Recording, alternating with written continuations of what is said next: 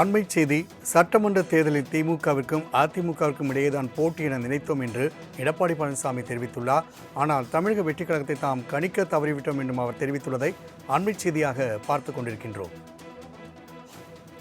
5 மாவட்ட நிர்வாகிகளோடு தேர்தல் தோல்வி குறித்தும் கட்சியினுடைய அடுத்த கட்ட நடவடிக்கை குறித்தும் ஆலோசனை மேற்கொண்ட அதிமுகவின் பொதுச்செயலர் எடப்பாடி பழனிசாமி தற்பொழுது தேர்தலில் திமுகவிற்கும் அதிமுகவிற்கும் இடையேதான் போட்டி என நினைத்தோம், ஆனால் தமிழக வெற்றிக் கழகத்தை கணிக்க தவறிவிட்டோம் என தெரிவித்துள்ளதை நாம் அண்மை செய்தியாக பார்த்துக் கொண்டிருக்கின்றோம்.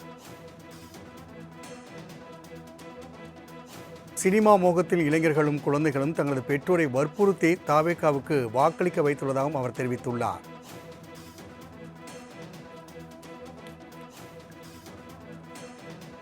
தாவேகாவுக்கும் அதிமுகவுக்குமான வாக்கு வித்தியாசம் பெரிய அளவில் இல்லை என்றும் தாவேகாவை நாம் கணிக்க தவறிவிட்டோம் என்றும் எடப்பாடி பழனிசாமி தெரிவித்துள்ளதை நாம் அண்மை செய்தியாக பார்த்துக் கொண்டிருக்கின்றோம்.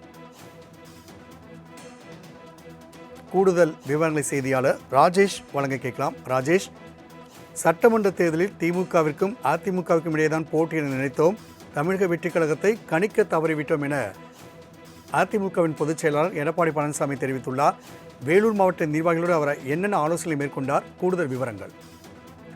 ராம்குமார், 2026 சட்டமன்ற தேர்தலில் போட்டியிட்ட அதிமுக கூட்டணி அதிமுகவை பொறுத்த வரைக்கும் 47 சட்டமன்ற தொகுதிகளில் அவர்கள் வெற்றி பெற்றிருந்தார்கள். இந்த நிலையில் பல்வேறு சட்டமன்ற தொகுதிகளில் அவர்களால் வெற்றி பெற முடியாத ஒரு சூழல் என்பது ஏற்பட்டது. இதன் காரணமாக அதிமுகவிலிருந்து பலர் விலகி தங்களை பல்வேறு கட்சிகளில் இணைக்கக்கூடிய அந்த சூழல் என்பது ஏற்பட்டிருக்கக்கூடிய சூழ்நிலையில் இந்த தோல்விக்கான காரணம் என்ன என்பது குறித்ததான அந்த விவாதம் எழுந்திருக்கக்கூடிய சூழ்நிலையில் ஒவ்வொரு மாவட்டத்தை சேர்ந்த நிர்வாகிகளாக அதிமுகவினுடைய பொதுச் செயலாளர் எடப்பாடி கே பழனிசாமி சென்னையில் உள்ள அதிமுகவினுடைய தலைமை அலுவலகத்தில் சந்தித்து ஆலோசனை நடத்துகிறார். அந்த வகையில் இன்றைய தினத்தில் வேலூர் மாவட்ட நிர்வாகிகள் சந்தித்து அவர் ஆலோசனை நடத்தியிருந்தார். அப்பொழுது பல்வேறு கருத்துக்களை அவர் பரிமாறியதாக கூறப்படுகிறது.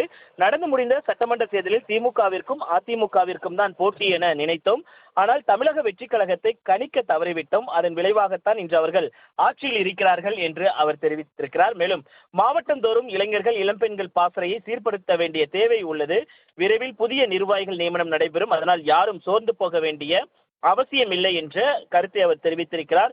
மேலும் சினிமா மோகத்தில் இளைஞர்களும் குழந்தைகள் தங்களது பெற்றோரை வற்புறுத்தி வாக்களிக்க வைத்துள்ளனர், நமக்கும் அவர்களுக்குமான வாக்கு வித்தியாசம் பெரிய அளவில் இல்லை, தொடர்ந்து அதிமுகவின் சாதனைகளை மக்களிடம் கொண்டு சேர்க்க வேண்டிய கடமை நம் அனைவருக்கும் இருக்கிறது, அதனால் நல்ல பல திட்டங்களை நாம் செயல்படுத்தி இருக்கிறோம், அந்த திட்டங்களை இளைஞர்களிடத்தில் கொண்டு சேர்க்க வேண்டும், அதற்காக நீங்கள் அனைவரும் ஒற்றுமையாக உழைக்க வேண்டும், அடுத்து மாவட்ட நிர்வாகிகளோடு ஆலோசனை மேற்கொள்ள இருக்கிறேன், அதனைத் தொடர்ந்து மாவட்டம் தோறும் உங்களையும் மக்களையும் நேரடியாக வந்து சந்திப்பேன், இங்கிருந்து நம்மால் பலனடைந்தவர்கள் தான் மாற்றுக் கட்சிக்கு செல்கிறார்கள், அவர்களெல்லாம் நாம் பொருட்படுத்த வேண்டிய அவசியம் இல்லை என்று அவர் அந்த கருத்தை பதிவு செய்திருக்கிறார். ராஜேஷ், தகவலுக்கு நன்றி.